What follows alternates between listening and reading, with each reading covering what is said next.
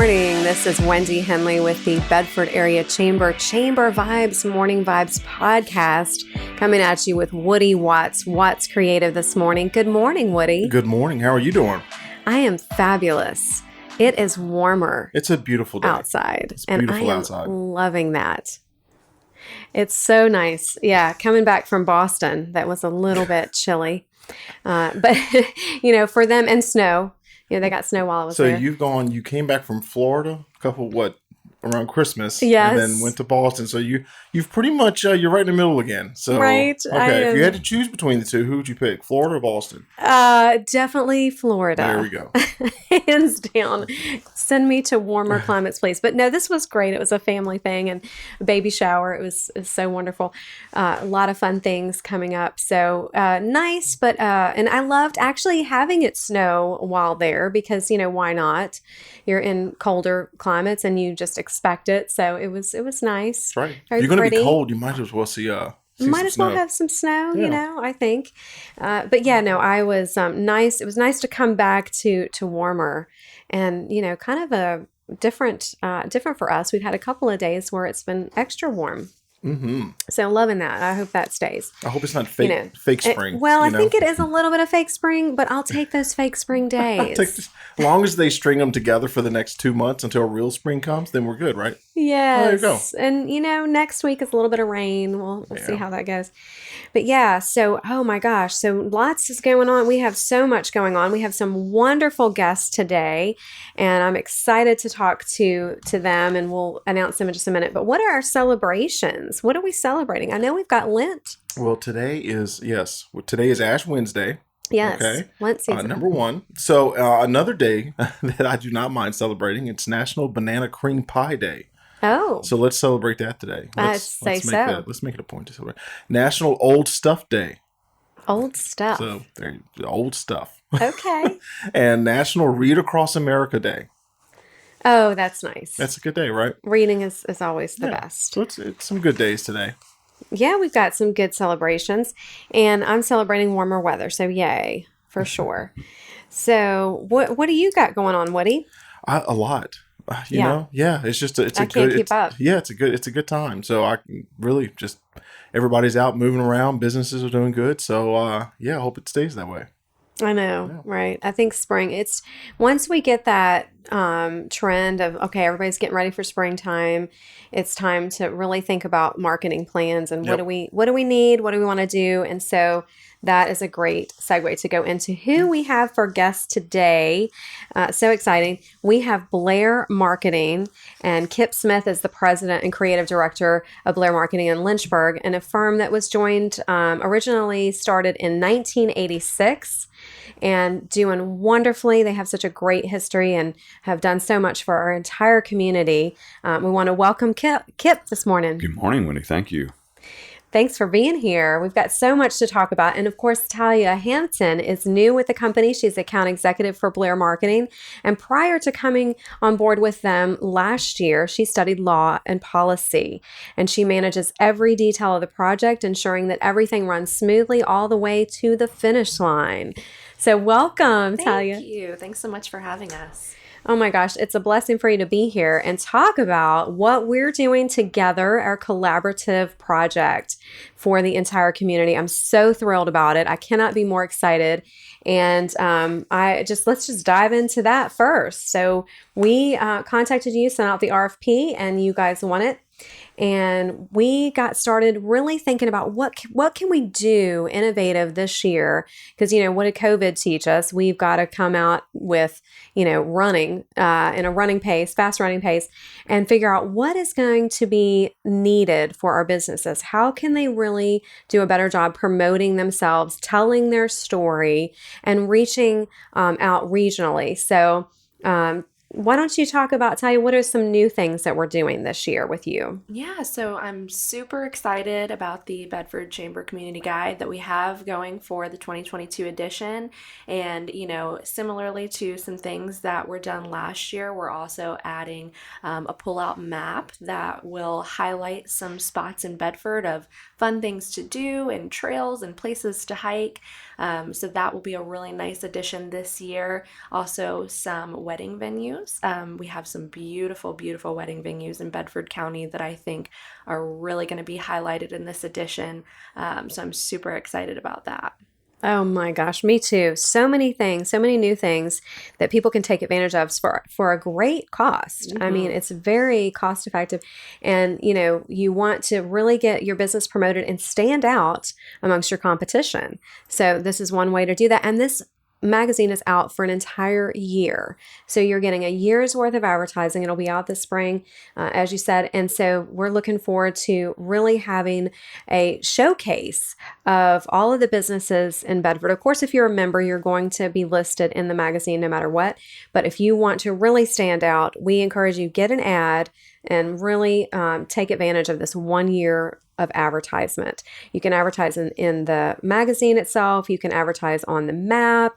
You can certainly get a video. This will be an electronic version as well that you can place on your website, and other businesses will be promoting you through their website. So it's just going to really be a nice promotion for your business.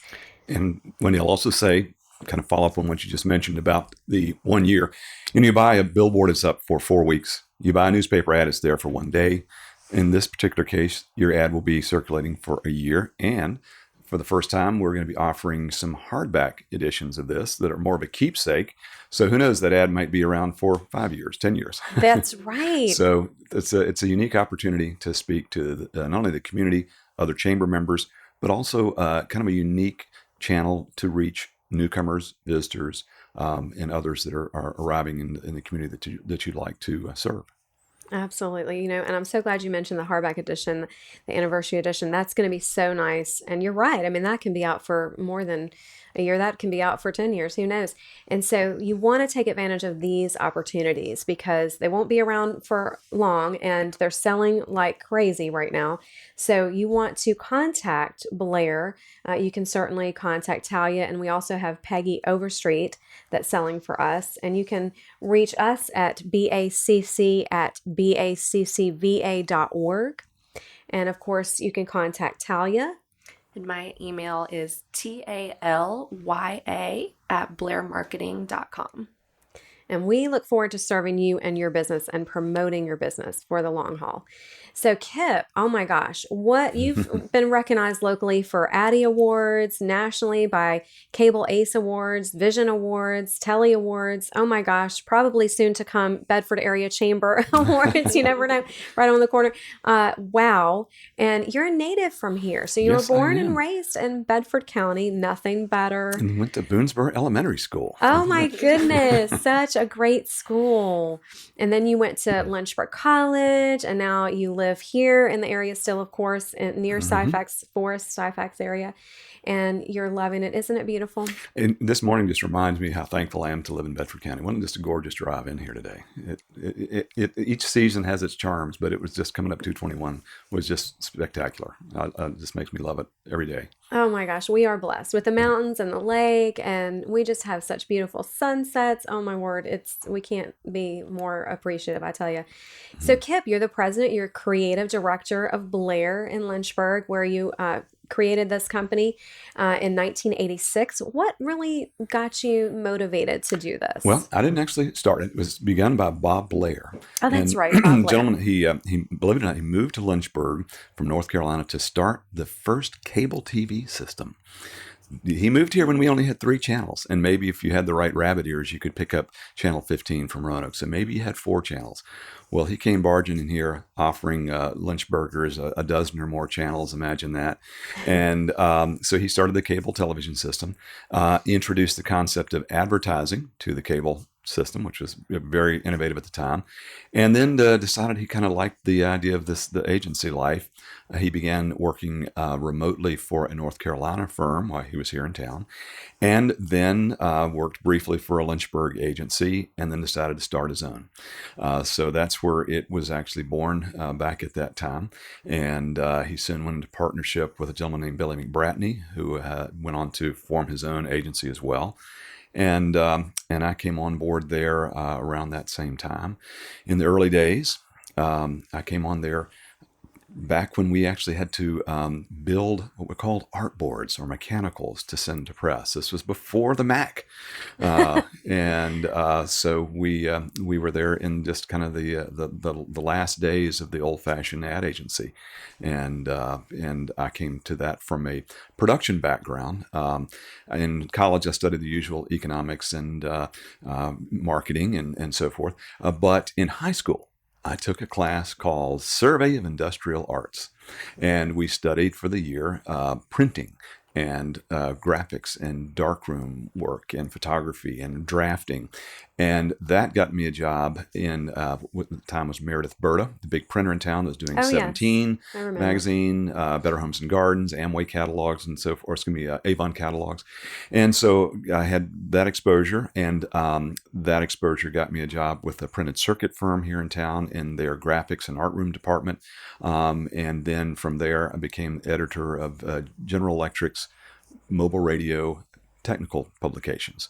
Some of your listeners may not even realize that for a while we were the world headquarters of General Electric mobile radios, and so I worked for the division that was spun off to support them, and so that had me really immersed in all of the old school methods of printing and graphics and layout and design and so forth, and that was my step into the agency at that time. So I came on board originally as art director, bringing all those printing skills to the fore, and then began to realize I liked a lot of stuff going on in the agency. I liked the writing, I liked the video making, and that kind of thing. So that was my springboard into many, many, many years with our agency.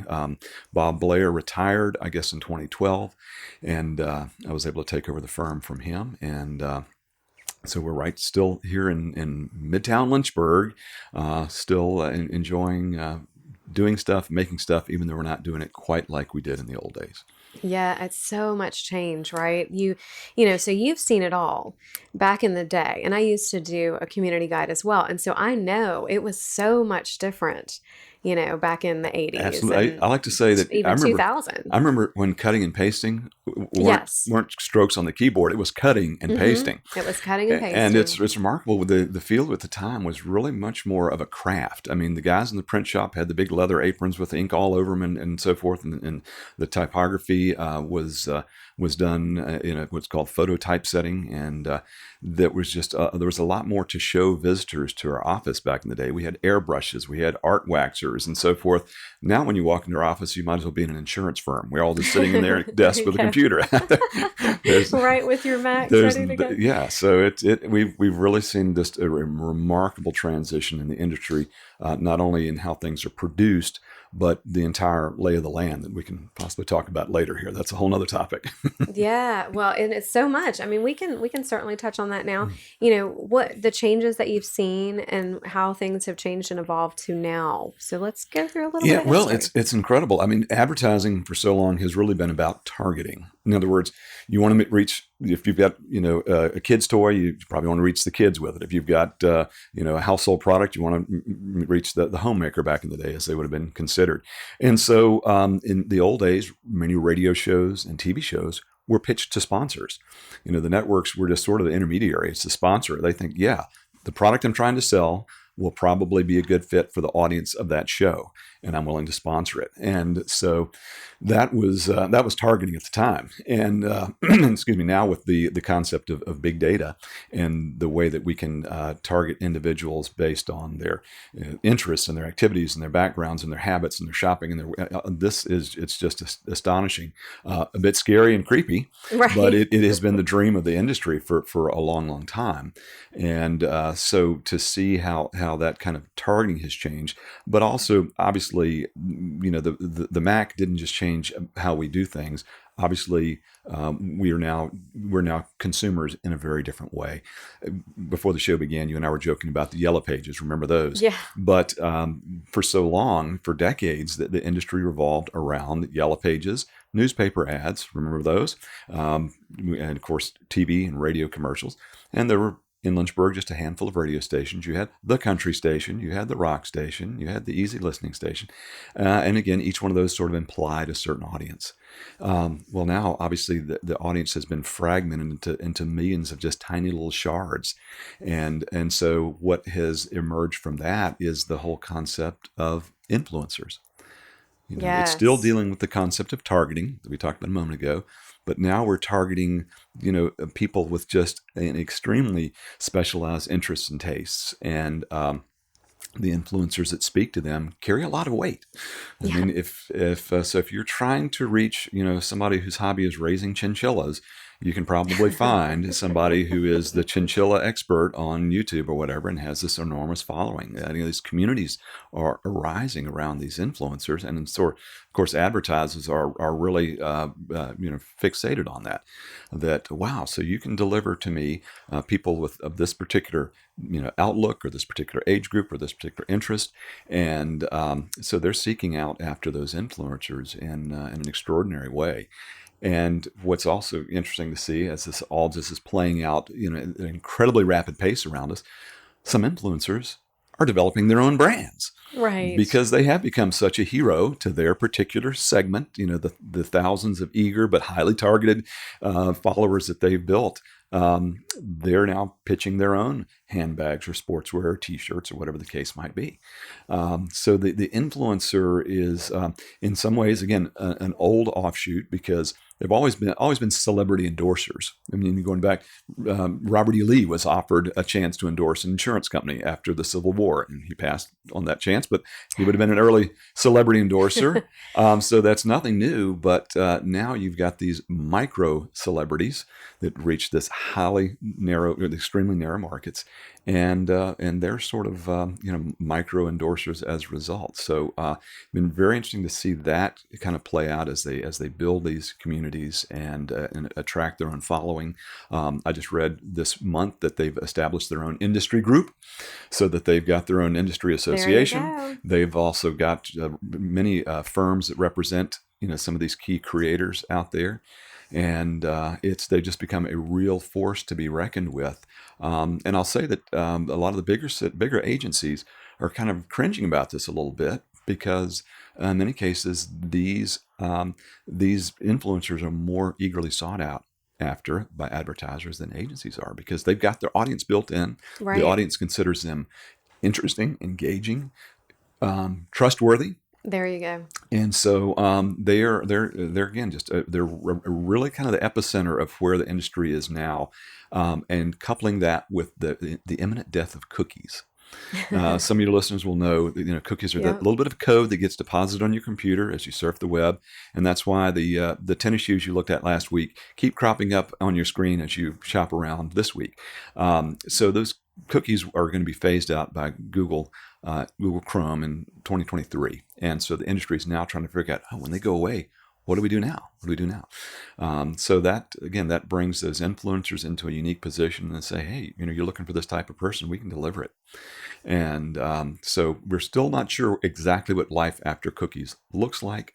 But again, it's probably going to be more innovative and invasive. well, it is because what's right now it seems to be tending towards we're going to give very tightly narrow groups of consumers, but without those individual identifiers.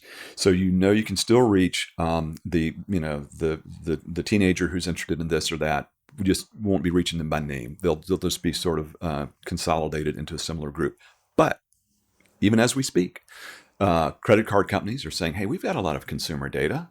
Walmart's saying, hey, we've got a lot of consumer data. Publishers like the Washington Post and others, they're all starting to say, maybe this is an opportunity for us to have our own packages of consumers that we can charge for and offer. So, as consumers, we're being invisibly sold and traded and marketed, often All the without our time. real knowledge. And that privacy issue is really the creepy part and one of the drivers of the phasing out of cookies. But Wendy, as you said, what replaces them, who knows? Maybe better, maybe just equally as invasive and creepy. So we'll see. What we're in for 2023. So I want to talk about your company and, what makes you stand out and stand above others, and how do you serve your clients? Well, Part of that is sitting next to me here, Talia, in just how she takes care of clients, and maybe just kind of describe your role a little bit about how you would interact with a client. And then maybe I can talk a little bit about the agency that's behind you. Sure. Yeah. So, I manage every detail of any project that we're going through. So, this community guide, for example, I'm working directly with Wendy and Peggy to talk about every little detail. What do we want this to look like? And, what deadlines do we need to meet? And then communicating that to our team at Blair and making sure that every box is checked and that nothing is being missed along the way. But I think something really neat about Blair that I think Kip will agree with that we like to say is anytime we're working for a client, we want you to think of us as your in-house marketing team. So, websites that we've done, social media that we do, we like to know anything and everything about your company so that you feel like we're a part of it. And I think that that's something that really makes us stand out maybe from some other agencies, especially in the Lynchburg community and surrounding areas. Kip and I are both from this area, so it feels like a family. Anytime we're working with somebody, we're from the area, we know the area, we see how it's progressed over the years and where it's heading, and so I think that that's something that really helps us stand out in the community. Yeah, I think it's a good point. We don't really think of ourselves as a vendor. We think of ourselves as part of that client. And when we're speaking with a client, we often will talk about, our industries, our markets, our trade shows, as if, and that's not an affectation. It's just that's the mindset we bring to it because we have a vested interest in that client's success, and that sort of immersion that we have with them is just kind of part of our culture. There are, I guess, two things that I think kind of help to differentiate us. That being one of them, and the other is that maybe there's three. I think so we bring a marketing orientation to everything we do. That's why we are Blair Marketing. Our name has changed over the years, but that reflects the marketing perspective. There are a lot of fantastic designers out there, a lot of fantastic web developers, and they bring their craft to the fore in some very impressive ways, but they don't always bring the marketing concepts and principles that undergird their work. We feel like we do integrate that into everything we do. And then the other attribute that we've been told time and again sets us apart, so we're going to believe that the clients who've told us this, is that we are very well attuned to more complex clients, more technically oriented audiences and marketplaces. We've done a tremendous amount of industrial work over the years, a lot of institutional work, technical clients, and we like nothing better than to serve a client who's just been through what we sometimes call boutique agencies that aren't comfortable with highly technical materials, that aren't really accustomed to working around detailed charts and graphs and tables, and they get a little impatient with technical clients who said that decimal place has to be there for these reasons. And so they sometimes have a hard time dealing with people that are basically engineers as clients and engineers as audiences, because it's just a whole nother realm than selling, resorts or sportswear or snack foods. So that's another aspect that our aptitude for complex markets, complex clients, technically oriented fields is kind of unique. And again, we've been told that by clients over and over again. So I'm going to repeat it here as being truth. Well, sure, absolutely. And you need that feedback. It really helps, to know what you're doing and why you're doing it. It keeps you going every single day. We're making a difference. Absolutely. And so you want to create the brand awareness with your client and help them to really develop that and keep that theme throughout everything that they're doing. And I think we've been fortunate that in recent years, clients have begun to realize that the brand is not just the logo.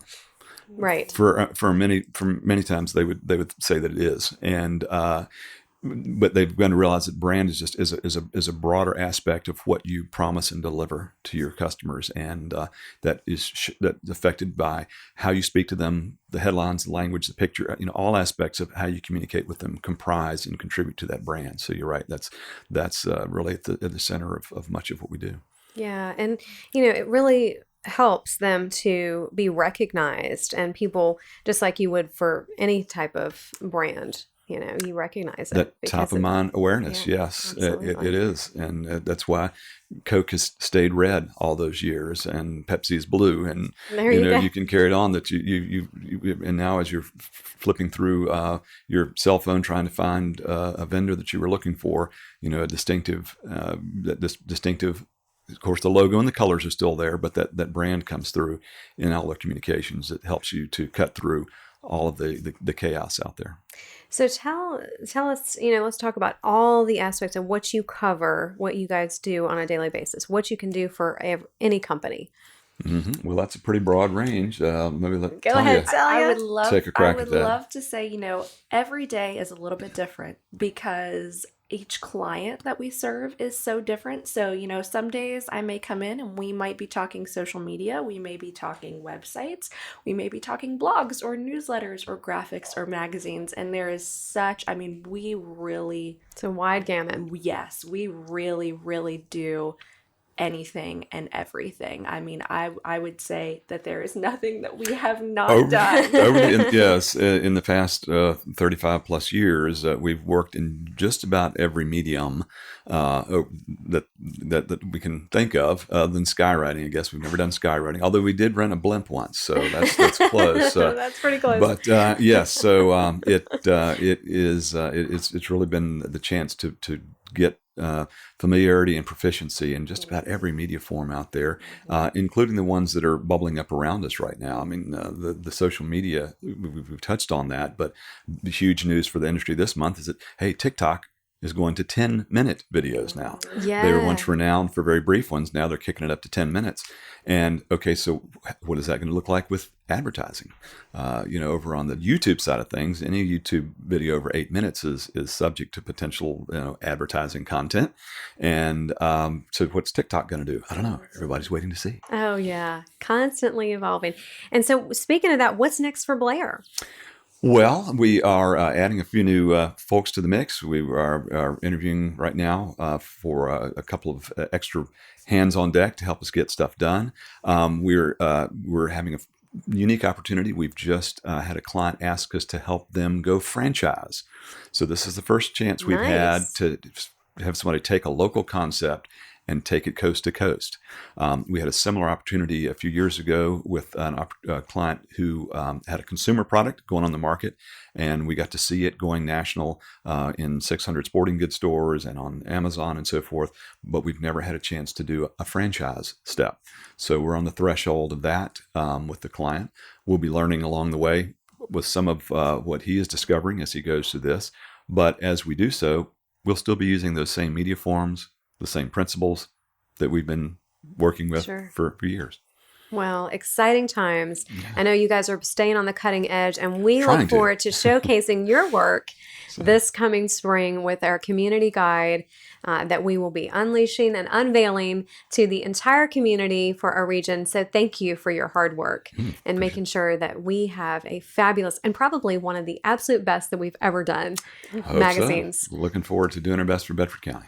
We'll see you soon, and thank you so much for being here, Kip and Talia. Enjoyed visiting. Thanks Have for a great rest of your week. Thanks. Bye-bye.